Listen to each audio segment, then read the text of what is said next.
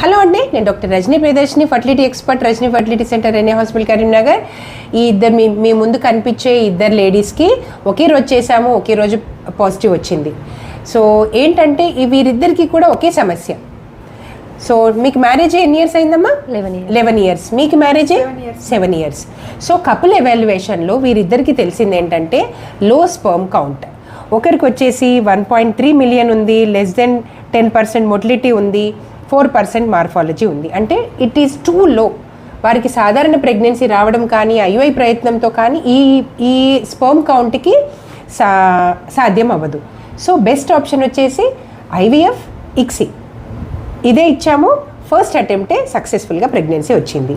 So ఈ అమ్మాయిది కూడా స్పర్మ్ కౌంట్ వచ్చేసి 11 million, 15% మొటిలిటీ, 4% మార్ఫాలజీ. ఇది కూడా చాలా లో ఉంది.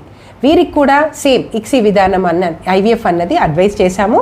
సో ఈ విధంగా మనకి స్పర్మ్ కౌంట్, లో స్పర్మ్ కౌంట్ ఉంటే ఐవీఎఫ్ ఇక్సీ విధానం అన్నది బెస్ట్ చాయిస్.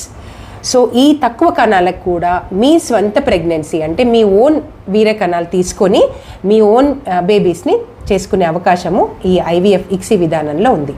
సో లో స్పర్మ్ కౌంట్ ఉందని బాధపడకండి, ఇక్సీ విధానం చూస్ చేసుకోండి, ప్రెగ్నెన్సీ తెచ్చుకోండి.